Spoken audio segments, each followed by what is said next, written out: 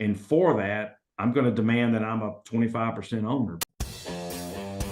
Hello and welcome to Pillars of Wealth Creation, where we talk about creating financial success with a special focus on business and real estate. I'm your host, Todd Dexheimer. Now, let's get to it. Hello and welcome back to Pillars of Wealth Creation. I'm your host, Todd Dexheimer. With me, excited to have Brian Estes. Brian, how are you doing today? I'm great. I'm really good, Todd. Thank you for the invite to be on your podcast. Yeah, absolutely. So Brian is Brian CCIM, CPM, president of the Estes Group, principal member of Estes Manning Management Group. Brian started the commercial real estate company after 10 years in the commercial real estate or having experience in commercial real estate as a staff appraiser, associate broker, and so on. So currently, Estes organizations manage over 1.5 million square feet of commercial space. Also, over 1,400 residential units, and so quite a bit of experience. Also, represent clients and selling and buying and purchasing. So I want to dive in though, because I think it's more fun when you tell us a little bit more about what you're doing today. So why don't you do that? Dive in. Start us from wherever you want to start in the journey. Sure. Well, thanks a lot, Todd. Yeah, how I got started in real estate is my father kind of dabbled in rental properties, and so when I grew up, he used me a lot to paint houses and to do a lot of things. I made great money. I can't complain. And when I went to college and he said, "Are you going to major in real estate?" I said, "No, I think I'll go the accounting route." So I majored in accounting and did that for a few years and realized I was not really cut out for corporate life. And so I went back to my roots and started buying investment houses, just very, very low end investment houses. Did all the work myself, and then by the time I was, I guess 30 years old, I'd owned about 78 rental houses, and just got tired of it. Probably like everybody, it was just, and I had flipped at that point probably another 300-400 homes. And you got to remember that was back in the 90s when most people didn't really know about flipping houses. I guess the advantage I had is I had kind of an early peek at what people were doing, and my father introduced me to some people that were already doing that. And I found flipping houses that was a lot more fun and intriguing than buying rentals. And so, but once again, there wasn't a lot of information. You kind of had to know someone who. There was none of that. I mean, it was you were lucky enough to find someone who kind of told you how to do it. And so, but by the time I was 30, I had enough. And of the residential side, I also was hired and brought on to become a commercial real estate appraiser. And so after I started really learning the commercial valuation market, I realized, well, you know what, I'm going to start selling off my residential and converting this to commercial. At least I'll have a little bit more stability and I won't have to be chasing rent. Again, there's nothing wrong with the residential side. I still wish, to be honest with you, today I still wish I had some of those residential properties. But I did sell off a lot of my houses, converted that equity into buying shopping centers and office buildings, and did own a self-storage. I started buying multifamily, 20 to 50 units. And so again, I had a lot of help as being a commercial appraiser, really helped me gauge the market. I had access to a lot of comps, a lot of data. Once again, it was back in a time where comps and data were very hard to get. They're still kind of hard to get today, but back then they were extremely hard. And working for a pretty large appraisal firm allowed me access to a lot of data, and I took advantage of it. Like everybody else, I always tell people in real estate, I compare it to sailing, right? You never, if you want to go to this point, it's never going to be in a straight line. You're always going to zigzag. And so when I tell people, I've been in commercial real estate for 25 years, I've never done it the same way more than about 7 or 8 years at a time.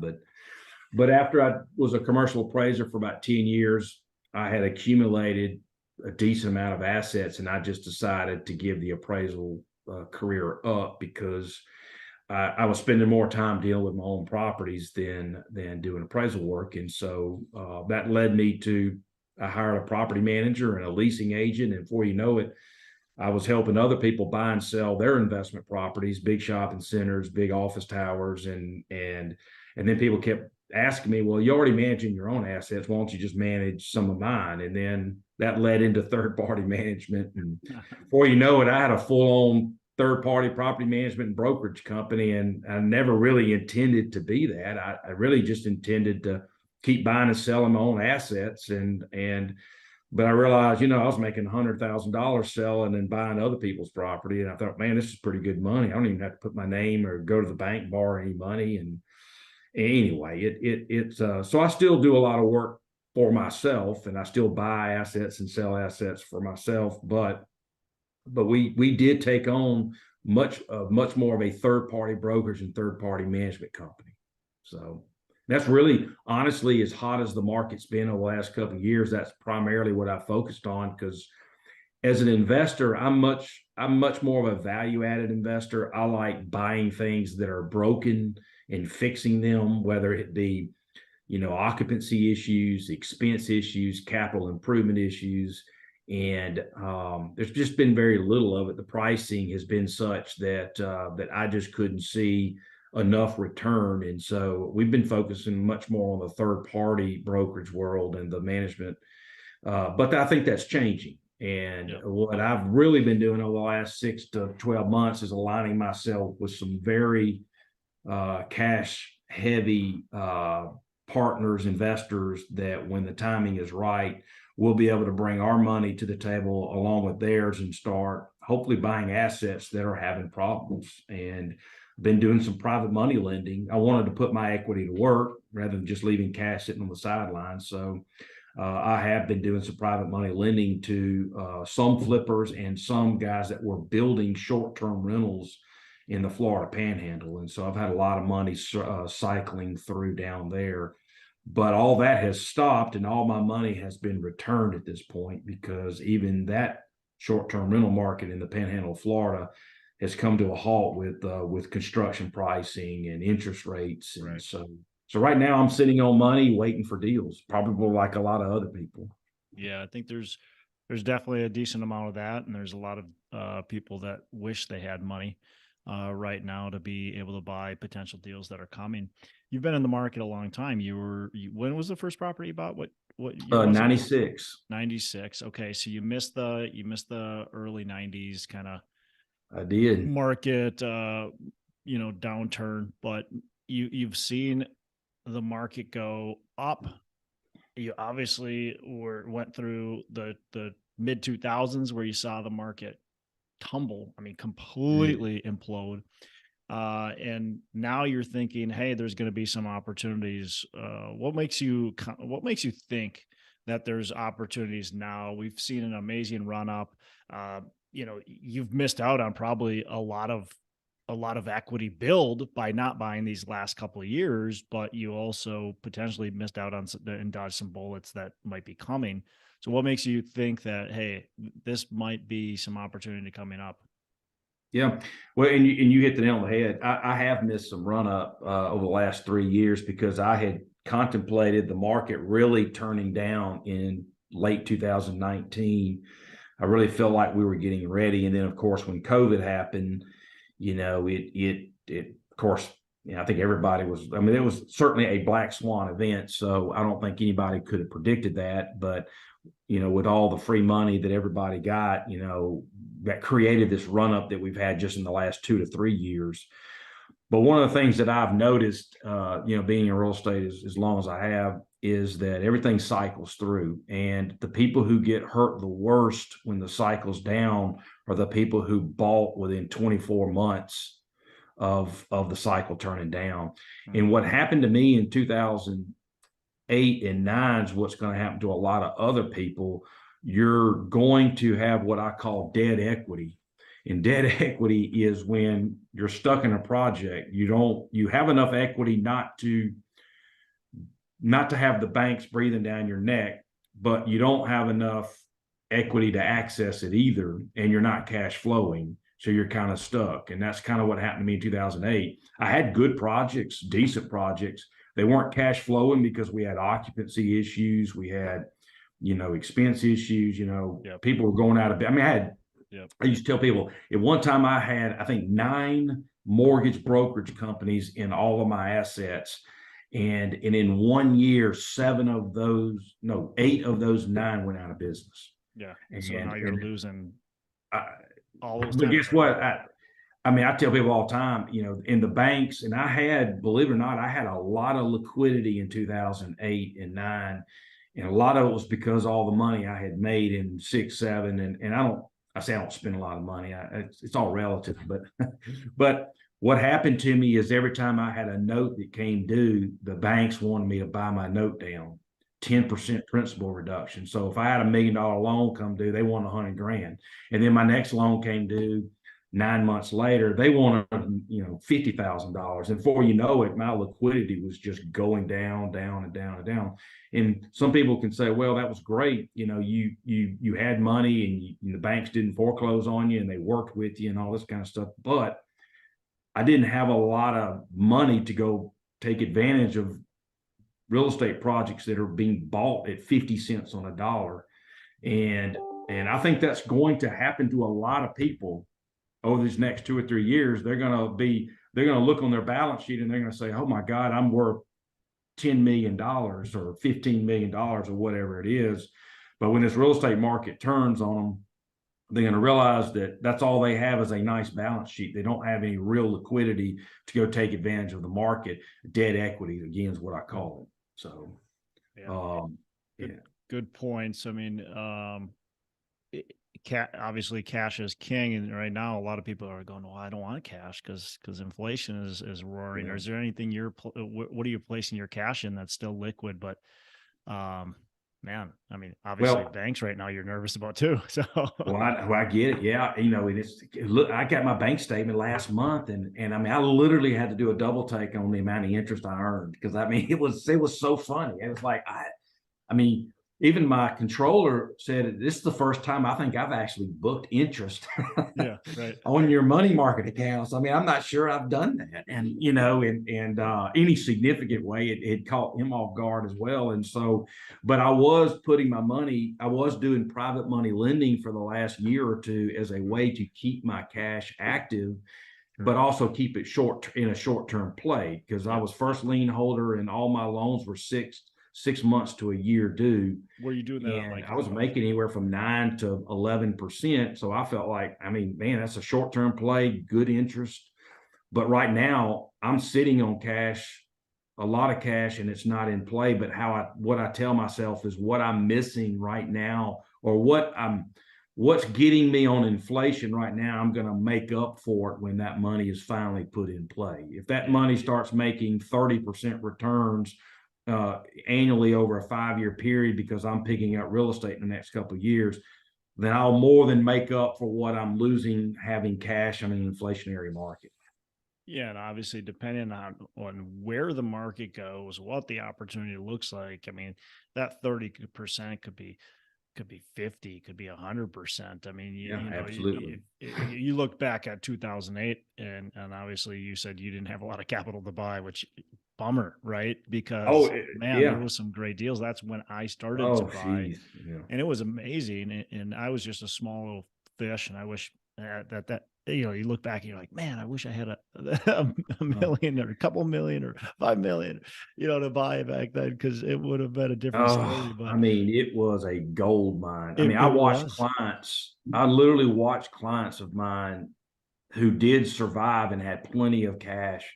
I mean, literally pick up properties for a third of what someone bought it for just previously. It was unbelievable. And, making a $40,000 commission was certainly great. But when I looked at what they were making, and most of the time I found the deals, and, and what I'll have this time going around is, number one, and as part of my fund, I'm going to offer rescue capital to people because I still think there's a lot of money to be made for people who don't who have a great project. They just don't have a lot of liquidity. They don't have, they need to recapitalize their bank, their bank balance, but also would get a very experienced partner, an operations partner too. And I think there'll be a lot of people out there. I think that there's a lot of investors.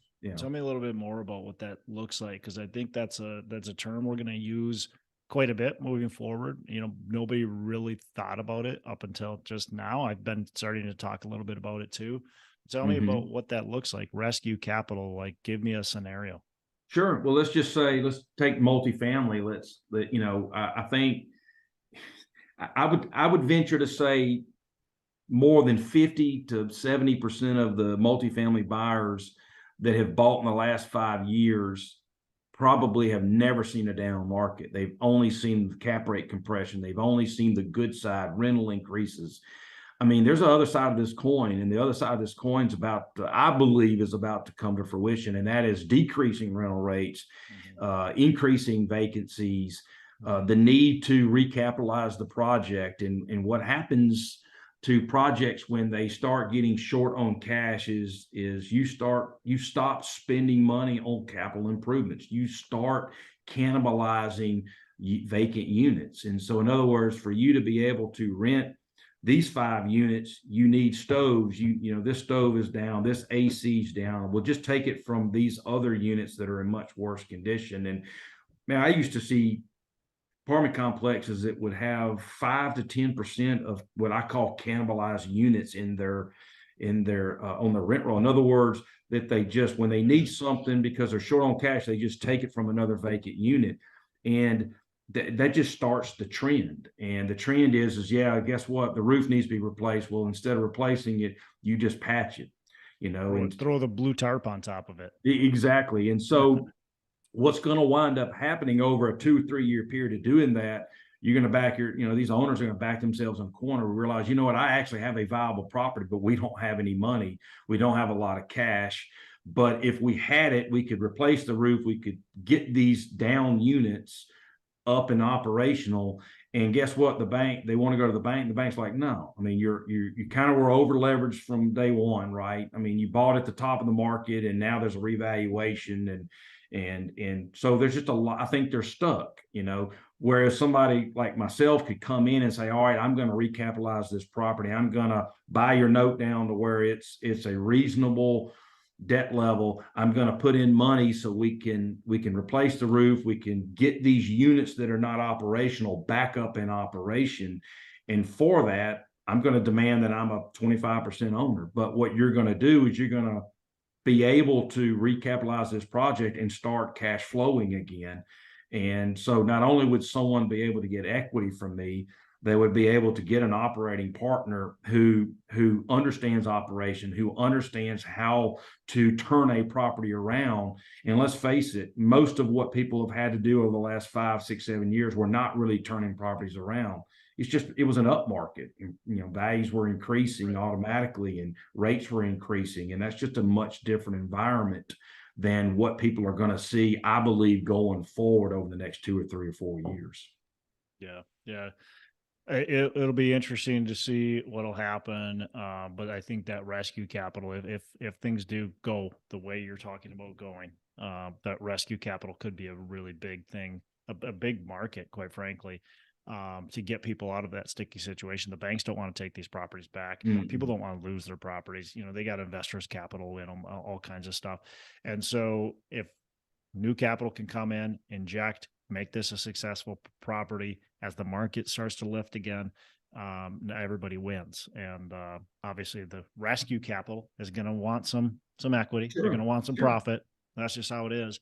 But everybody in that situation wins. So it's going to be interesting what happens there. I want to go back to kind of, when you told your story at the beginning, you've done a lot of different things. You've done shopping centers, you've done office, you've done some self-storage, you've done multi, you've done a lot of different things. What's your favorite? And why? Or maybe you don't have a favorite, but what's something you really like today, maybe? Well, I really like shopping centers. I think that's kind of what I've always gravitated to retail. that seems to have always been the most fun in environment.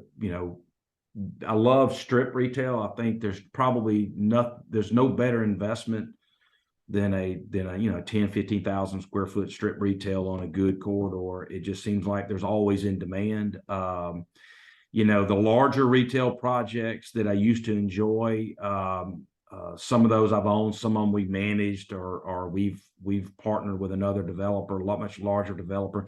Those have gotten so dang risky. If you've got large floor plates and some tenant wants to downsize, and the cost to demise space and split it up and all that is just unbelievably expensive. And so I like the smaller retail. And you're saying that big, like was box, a junior box, well, big those box things. store, and then they go, hey, we're out. Or we need half this space, and if you want to keep us, then you're gonna demise the space, and we'll sign a 10-year lease. And that all sounds great till you realize that to cut the space in half is gonna cost $100 a square. I mean, it's unbelievably expensive to cut a space in half. You don't just put up a wall. You got to separate utilities. You got to separate electrical. It's just the restrooms don't fall in the right spot, and you got to change that. I mean, it's just unbelievably expensive. And same thing with office. I used to enjoy office in my early age because there was so much money to be made doing it right. But man, now every time a tenant leaves and a new tenant comes in and they want some tenant improvement, I've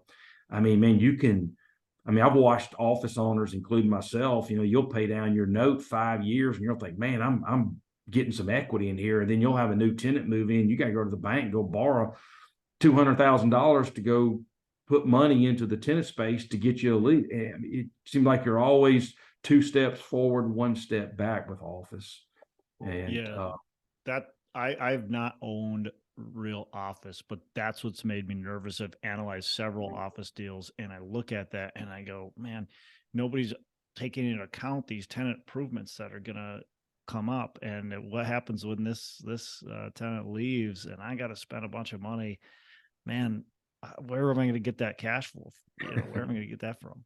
So I agree. I love shopping centers. We recently purchased a shopping center, the 100,000 square foot strip, and it is fantastic. Like you said, high demand areas are very attractive. This is a very high demand area, and it's just unreal how much demand for people to come in and put their storefronts, or we've got some businesses that are more like a golf simulator and stuff like that, and it's just like, man, the demand is so high. It's fantastic. And what's your thought? You hear, I think there's a lot of fear around retail because of Amazon, because of just e-commerce, right? And that's a reality. There's e-commerce, right? It's not going away. This isn't a fad. That's right. So what's your thought around that? Is retail in danger or not? I say yes and no, and it's not because I can't make my mind up. But I mean, if the reason why I like small shopping centers and smaller floor plates is because those are the necessity-based retailers. Nail salons, like you said, golf simulators, hair salons, nail salons, State Farm agents, and you name it. It's kind of a quasi small office retailers where everything's necessity based. Restaurants and restaurants are a little bit risky right now, but in general. But point is that those are the kind of retail users that are a lot less affected by e-commerce. Now, when you start, that's why I mentioned the big boxes and the junior boxes. When you start getting into what they call community and regional shopping centers, that's where you start getting into more fashion retail, specialty retail, and those are the things that are affected by e-commerce, greatly affected by e-commerce. So those are the kind of shopping centers that what we used to call the power center. Those were the ones where you got Target as an anchor and Books A Million, and you got a lot of specialty retail and fashion retail and all that kind of stuff. Those guys are fighting, those retailers are fighting e-commerce pretty hard. I mean, look at what's happening to these bookstores. I had a really big time retail developer that's in our local market one time. I mean, he said this 10 years ago, and it was, it seems like it's pretty common knowledge today, but 10 years ago when he said it, it was just brilliant. And because he was ahead of it. But bookstores are just becoming like libraries now. You go up there, you order your Starbucks, right? Your $6 coffee, and then you go and you pick a book out and you read, a third of it, and then you put it back and you come back next week, do the same thing, or if you decide you like the book, you go home and you order it on Amazon. And so these poor bookstores, I mean, they're just becoming, and of course, our Books A Million locally, Books A Million is shutting down, and so the only bookstore I think we'll even have in our market here will be Barnes and Noble. So again, those are the kind of retailers that you're right. Will they be in existence in 5 years and 10 years? And if we're struggling with that, think about all the lenders and bankers and who are having to make loans on these. I mean, they're struggling with this too. Yeah, this bookstore or this special retailer's got 7 years left on the lease, in their lease term, but will they even be in existence in 7 years? And so, what good is a 7-year lease if they're not going to be around? Exactly. Right? And so when people tell me that, why do you buy retail? Because retail's in trouble. And I was like, well, you can't broad stroke retail in one setting. I mean, I bifurcate retail into two different things. One is what I call neighborhood retail, and the rest is more, like I said, community, regional. And I think neighborhood retail, there's nothing wrong with neighborhood retail. Yes, are you going to have some retailers that come in and out? Well, certainly, but there's always demand for that. And I can always backfill those spaces with another necessity-based retailer. So I'm not scared of that kind of retail at all. And these special, these small neighborhood centers are usually, like you're saying, on a busy corridor in a nice neighborhood, community area where there's a ton of traffic, a ton of rooftops, and I just always think that there's demand for those spaces. Yeah, you got to think, what are you buying and what can the purpose be? And if you can put in, or there currently is, a lot of that stuff that you can't just go to online and go buy, you can't go buy food at certainly you can go grocery shopping, but you can't have the restaurant experience, right?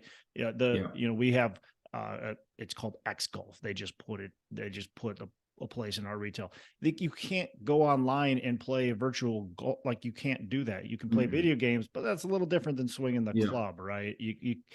We have an appliance store in there. Certainly, can you buy appliances online? Yeah. Do most people? No. You're going to go, you want to look at the appliance, you're going to pick it up. Somebody's going to deliver it to your house. Most people aren't buying those online. Liquor store, same thing, so it's like, you got to look at, can you fill it with those things that aren't replaceable, right? People want that experience. So no, I like that. How do you keep it all straight? Let's talk about the business side. Like, you got a lot going on. You got a lot of things happening here simultaneously. You're managing properties, third party. You got your own properties. You're selling properties. You got a lot of stuff going on. You got a lot of irons in the fire. How are you managing all this? Talk about the team and what it looks like. Well, it all, even my properties run through my management companies, specifically Estes Group, because I don't own any multifamily at this point anymore. But all my commercial projects run through the management company. So, we treat my properties just like we do anybody else's third party projects. So I have a property manager, we have property assistants, we have maintenance personnel. I have a very good executive assistant that kind of keeps me on track. I've got some good team members on the brokerage side. I have a brokerage team where, I'm kind of won't say a figurehead, because I do a lot more than just be the pretty face, but yeah, so I have some good team members. But you're right. And that was one of the things I had to learn, years and years ago, that if I want to have my hands in a lot of things, I've got to build really good teams behind me to get it done, where I'm not having to walk in this office every day and handle every minutia detail to have something done. And so that's a big part of it. And like I said, at Estes Manning, like I said, we manage about 1,400 apartment units, and I have a very good partner who runs that company day to day. And I get involved on some high level personnel issues or hiring, but most of what I do is client relations and strategic vision and those sort of things. And so yeah, good partners, good team members, good executive assistant, but you're right. It's a lot of balls in the air. And sometimes, like everybody else, I can certainly feel overwhelmed. So, Yeah. Are you hiring? Do you have virtual assistants as well? Or is everybody I in the have office? done some things through Upwork. I have kind of resisted. To answer your question, yes, I have had some virtual assistants in the past that has worked well for very specific things.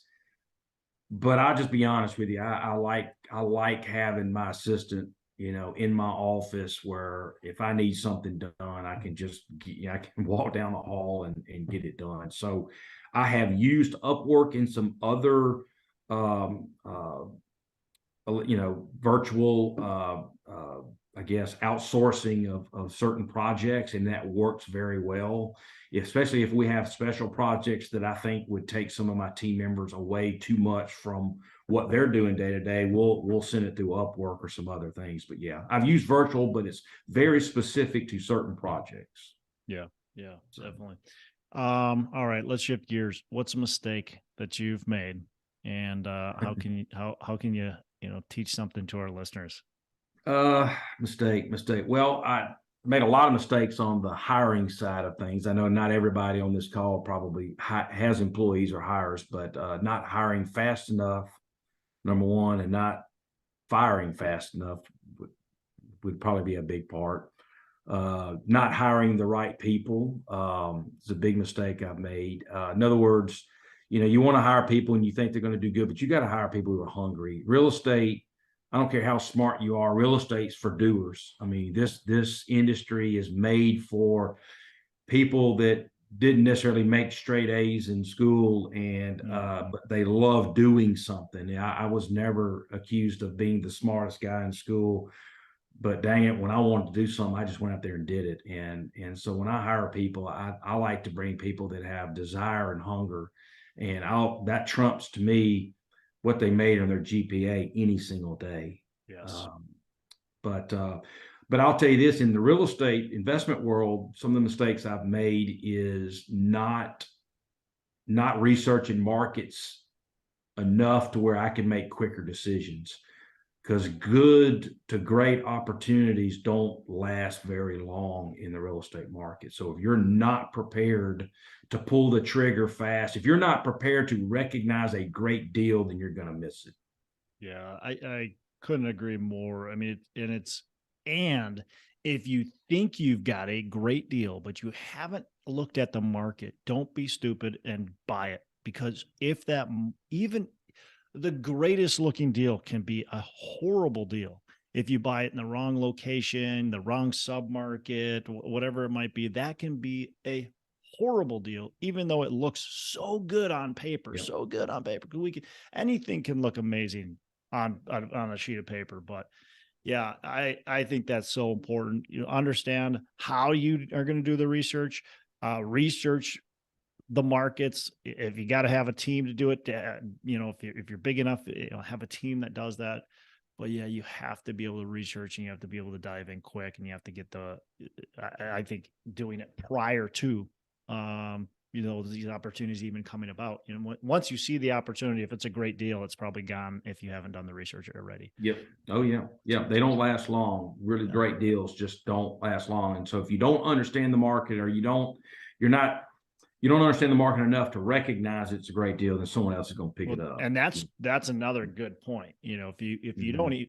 you don't know the market enough, you won't recognize a lot of times Mhm. what a great deal is.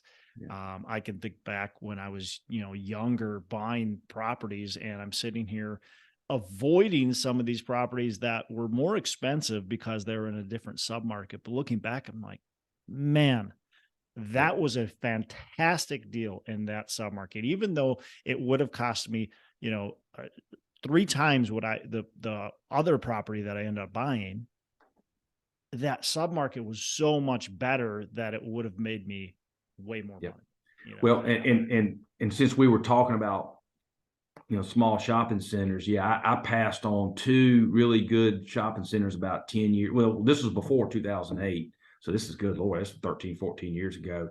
But it was in a good market. And I look back now and thought, man, the cap rate was way too aggressive. And there's no way, I think the rents are probably double where they were, and I mean, I look back now and realize, because back then I was buying nothing but value, right? I wanted a shopping center that I could fix up and re-tenant it and split the spaces out. And then, but if I'd bought those, and put my money there, I would have already tripled my money in so long. And it would be a generational, because that market is still going up. Even in a downturn, that market will still be good. But you're right. There's just sometimes the market can work to your favor. And again, a lot of people listening to this podcast who's invested in multifamily has realized the market has really worked for you the last 5 years, right? You just bought a property and cap rates are compressing and rental rates are going up. And even though that could turn, I'm just saying that everybody here understands how the market, when it works to your favor, you don't even have to do anything. So yeah, I've had to work a lot harder for very similar returns than I would have gotten just buying those, maybe even slightly overpaying for those great retail properties. Yeah. Because right now I wouldn't have had to do anything to have double-digit returns every single year. So yeah, absolutely. Yeah. Love it. Thanks for sharing that. Yeah. Brian, what's a favorite book you could pass down to our listeners?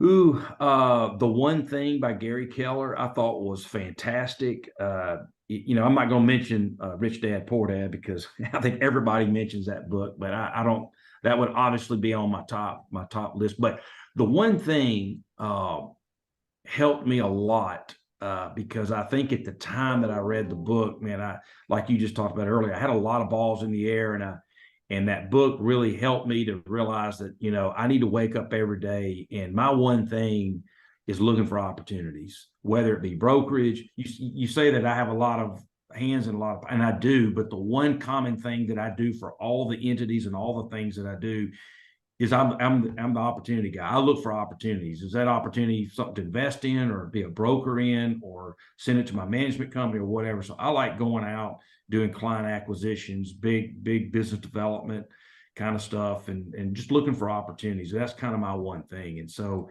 that book is always memorable to me because there's just certain books that hit you at the right time. And that one. And then another one for Gary Keller that I thought was great was The Millionaire Real Estate Investor. I thought that was a good book too, and I like Gary's writing style. And it just seemed like just the way he does it appeals to me. So I tend to like his stuff. So love it. The One Thing is fantastic. I've not read the other one, but have to put that on my to-do list there. Last question. What are your 3 pillars of wealth creation? Wow. Well, I'd be remiss if I didn't say real estate, right? So,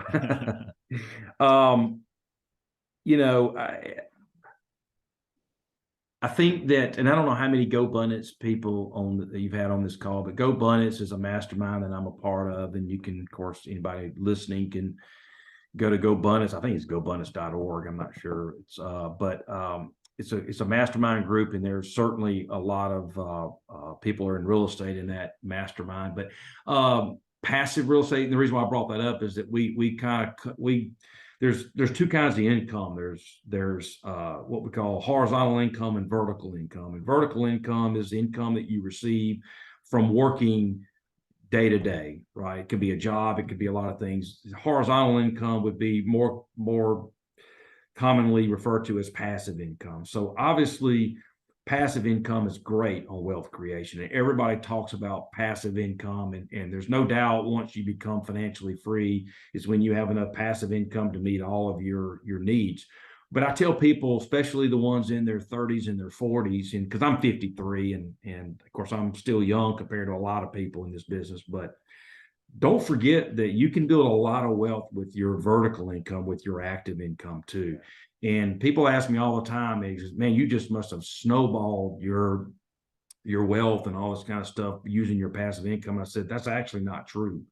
I mean, I was making how I invested in real estate was I was making dang good vertical income, very good active income.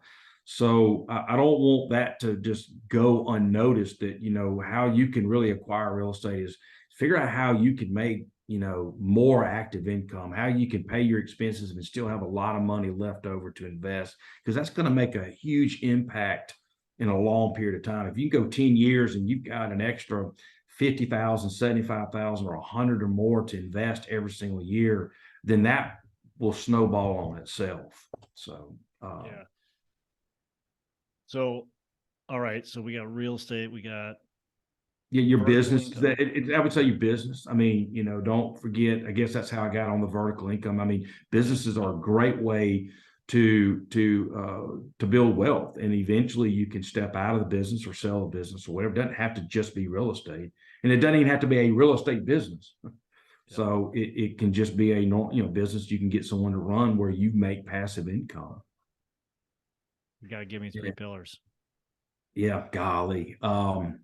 Man, you stumped me on this one. That was You good told stuff, you though. warned me, and I still stumped, I'll be honest with you. Give me an example, because maybe are you talking about, you're not talking about how to become financially free. Hey, whatever you think. I mean, it's a pillar, right? So well, freedom, I'll be honest with you. I'm at the point in my career where freedom means wealth to me. Yeah. There you go. Because I love it. like you just said, I'm in a lot of stuff, and my kids are at the age, I have boys that are in college right now. I've got one that's about to enter high school. And so I feel like my wife and I are about to enter the point in our lives where we're going to be able to do more things, where the kids are a little bit more self-sufficient. So in my world right now, I don't care how much wealth I have or how much money I make or whatever, until I get freedom for my wife and I to do the things that we want to do, then I don't feel like I'll be wealthy enough. And I know that probably not doesn't sit well with some people, but yeah, I feel like right now one of the most important things for me is freedom.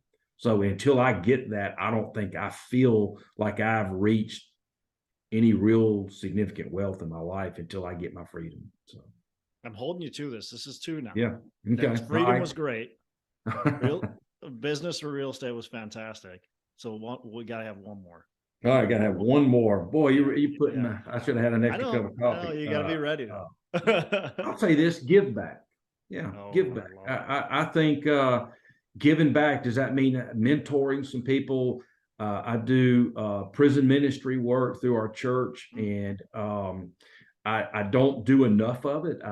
There are several mission trips I wish I had taken in the past that I still could take. That kind of almost goes back to my freedom, but I do, I wish, at some point in my life, I guess I'll slow down enough to where I really think about giving back either to this industry, or through some nonprofits or through, religion, no matter what religious sector people are from.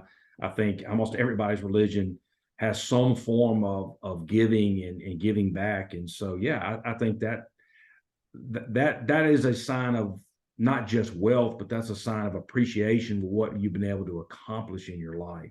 Yeah. So, yeah. Yeah. And giving adds, in a selfish way, just adds so much value to your life. You think about every time you've reached out and given to somebody, whether it's financially, whether it's, like you said, just mentoring, helping somebody out, you feel so good afterwards, don't you? I mean, it just brightens your day. You want to feed yourself some happiness. You want to feed yourself some love. You want to feed yourself some appreciation.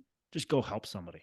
Yeah, absolutely. And man, that's going to make your day. I tell people, feeling depressed, just go help somebody. Yeah, you're right.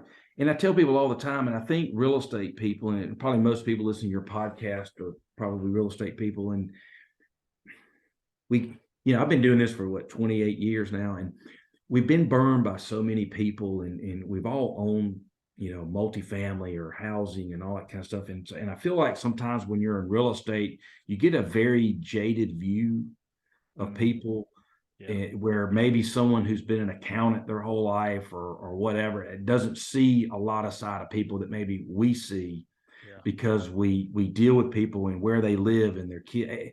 So I think it's harder sometimes for real estate people to want to give back and help out poor or people that maybe are not as advantaged, because we feel like we've been burned so many times. We feel like the lady, or the man that said, God bless you, and then before you know it too much, they skipped out and trashed the place. I tell people this, and I said, I'm not using this as an excuse, but I think real estate people would probably agree with me that sometimes we like to put our blinders on because we've been burned so many times by people. And probably if you look at the average career, we probably deal with people and their personal lives more than the average career does. Oh, for sure. So, for sure. Especially if you're in residential. Exactly. And so I think we have to remind ourselves that there are good people out there who need help, and we can't use 25 years of experience of getting, taken advantage of and or, feeling bad for you. I don't know. So I guess I'm saying, as I'm answering your question, I'm realizing that really is it's a real issue with us. And I think that we do get to a point in our lives where we realize that, hey, we got to remove that part of, our lives and realize that there are a lot of people out there that need help, and we can't use our past experience to prevent us from doing that. So. And everybody's situation is so different. And just because the one person or the 10 people or the 100 people that you've had experience with that have done that to you, doesn't mean that's what everybody's like. And sure. So, and you know what? They did it once. It doesn't mean they're going to do it again. And here's the other thing is, so what? So right. what? People are people. They deserve it. They deserve more. They deserve us to treat them with respect. And so I get it. And I have had plenty of that same thoughts as you just mentioned. And sometimes it is hard because you just got burned by somebody and you're like, my guard is up. Right. But you have to be able to get through it, get over it, and realize, like, look, it doesn't, just because somebody wronged you doesn't mean the next person is, and the next person. So it can be tough, but well, look, Brian, really appreciate it. Appreciate the time. It's been a lot of fun. How can our listeners how can our listeners get in touch with you? Easiest is to email me. Email is Brian, BRIAN at Estes, ESTES group, GROUP.net, NET. Probably the easiest way to get me. I'm probably like everybody else. I probably monitor my email 20 hours a day. But no, I love talking to people. I love talking about real estate opportunities, and so would encourage anybody that just wants to, ask a question or whatever, reach out to me. I like making connections, and I believe the more connections you have, the more successful you're going to be. So yeah. So love it. Yeah, Brian, again, really appreciate it. And you have a fantastic rest of the day. You too, Todd. Hey, thanks so much for listening. I appreciate you being a loyal listener. I would love to have you go on to our Facebook page and subscribe, give us a thumbs up, go on to iTunes or wherever you listen and give us a rating and review. Don't forget to subscribe. But your rating and review just helps us push this out to more and more people and continue to grow our audience and hopefully positively affect a ton of people out there that really need this and want this. So the other thing I've got for you is a free ebook on my website. So go on to venturedproperties.com, and download our free ebook on real estate and on syndication. And I've got some data points in there, some really good stuff for you. So I'd love to have you take a look at that. It's free. I'm not expecting anything from it. And also, look, if you want some help in multifamily, want some help learning, growing, getting your business off the ground, I would love to talk to you about what it would look like to work with me potentially and see if that's a good fit. So you can go to coachwithdex.com and check that out. And we can definitely have a call. Thanks a lot for listening. You make it a fantastic rest of the day. I'll catch you on the next episode.